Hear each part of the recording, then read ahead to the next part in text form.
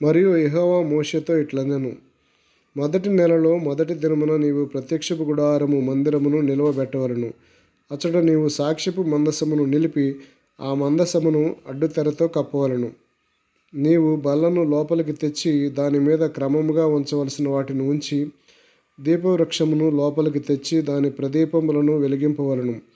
సాక్ష్యపు మందసము ఎదుట ధూపము వేయు బంగారు వేదికను ఉంచి మందిర ద్వారమునకు తెరలు తగిలించవలను. ప్రత్యక్షపు గుడారపు మందిర ద్వారము ఎదుట దహన బలిపీఠము ఉంచవలను. ప్రత్యక్షపు గుడారమునకు బలిపీఠమునకు మధ్యను గంగాళమును ఉంచి దానిలో నీళ్లు నిలుపవలను. తెరల చుట్టూ ఆవరణము నిలువబెట్టి ఆవరణ ద్వారం యొక్క తెరను తగిలించవలను. మరియు నీవు అభిషేక తైలమును తీసుకొని మందిరమునకు దానిలో సమస్తమునకు అభిషేకము చేసి దానిని దాని ఉపకరణములన్నిటినీ ప్రతిష్ఠింపవలను. అప్పుడు అది పరిశుద్ధమగును. దహన బలిపీఠమునకు అభిషేకము చేసి ఆ పీఠమును ప్రతిష్ఠింపవలను. అప్పుడు ఆ పీఠము అతి పరిశుద్ధమగును. ఆ గంగాళమునకు దాని పీటకు అభిషేకము చేసి దాన్ని ప్రతిష్ఠింపవలను. మరియు నీవు అహరోనును అతని కుమారులను ప్రత్యక్షపు గుడారము యొక్క ద్వారమునద్దకు తోడుకుని వచ్చి వారిని నీళ్లతో స్నానము చేయించి, అహరోను నాకు యాజకుడగినట్లు అతనికి ప్రతిష్ఠిత వస్త్రములు ధరింపచేసి అతనికి అభిషేకము చేసి అతన్ని ప్రతిష్ఠింపవలను. మరియు నీవు అతని కుమారులను తోడుకుని వచ్చి వారికి చొక్కాయలను తొడిగించి, వారు నాకు యాజకులగుటకై నీవు వారి తండ్రికి అభిషేకము చేసినట్లు వారికిను అభిషేకము చేయుము. వారి అభిషేకము తరతరములో వారికి నిత్యమైన యాజకత్వ సూచనగా ఉండును అనెను. మోషే ఆ ప్రకారము చేసెను. యెహోవా అతనికి ఆజ్ఞాపించిన వాటన్నిటినీ చేసెను. అలాగనే చేసెను. 2వ సంవత్సరమున మొదటి నెలలో మొదటి దినమున మందిరము నిలవబెట్టబడెను.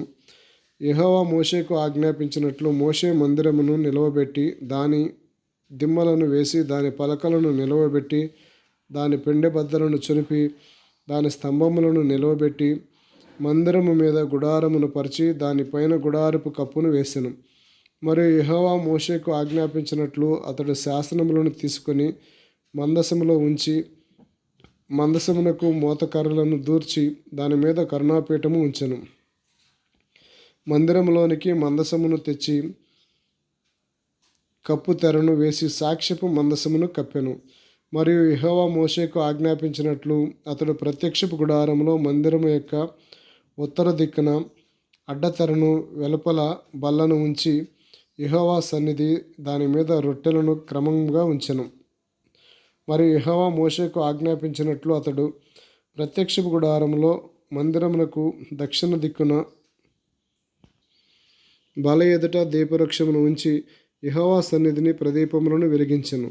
మరియు యెహోవా మోషేకు ఆజ్ఞాపించినట్లు అతడు ప్రత్యక్షపు గుడారములో అడ్డుతెర ఎదుట బంగారు ధూపవేదికను ఉంచి దాని మీద పరిమళ ద్రవ్యములను ధూపము వేసెను. మరియు యెహోవా మోషేకు ఆజ్ఞాపించినట్లు అతడు మందిర ద్వారమునకు తెరను వేసెను.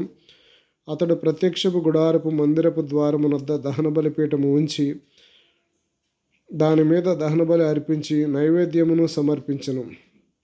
మరియు యెహోవా మోషేకు ఆజ్ఞాపించినట్లు అతడు ప్రత్యక్షపు గుడారమునకు బలిపీఠమును మధ్య గంగాళమును ఉంచి ప్రక్షాళన కొరకు దానిలో నీళ్లు పోసెను. దాని యొద్ద మోషేయు అహరోనును అతని కుమారులను తమ చేతులు కాళ్లను కడుగుకొనిరి.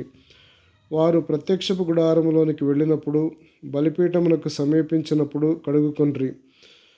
మరియు అతడు మందిరమునకు బలిపీఠమునకు చుట్టూ ఆవరణమును ఏర్పరిచి ఆవరణ ద్వారపు తెరను వేసెను. అలాగ మోషే పని సంపూర్తి చేసెను. అప్పుడు మేఘము ప్రత్యక్షపు గుడారమును కమ్మగా యెహోవా తేజస్సు మందిరమును నింపెను. ఆ మేఘము మందిరము మీద నిలుచుట చేత మందిరము యెహోవా తేజస్సుతో నిండిన గనుక మోషే ప్రత్యక్షపు గుడారములోనికి వెళ్ళలేకుండెను. మేఘము మందిరము మీద ఉండి పైకి వెళ్ళినప్పుడెల్లను ఇశ్రాయేలీలు ప్రయాణమైపోయిరి. ఇదే వారి ప్రయాణ పద్ధతి. ఆ మేఘము పైకి వెళ్ళని ఎడల అది వెళ్ళు దినము వరకు వారు ప్రయాణం చేయకుండిరి. ఇశ్రాయేలీలందరి కన్నుల ఎదుట పగటి వేళ యెహోవా మేఘము మందిరము మీద ఉండెను. రాత్రివేళ అగ్ని దాని మీద ఉండెను. వారికి సమస్త ప్రయాణములలో ఇలాగనే జరిగెను.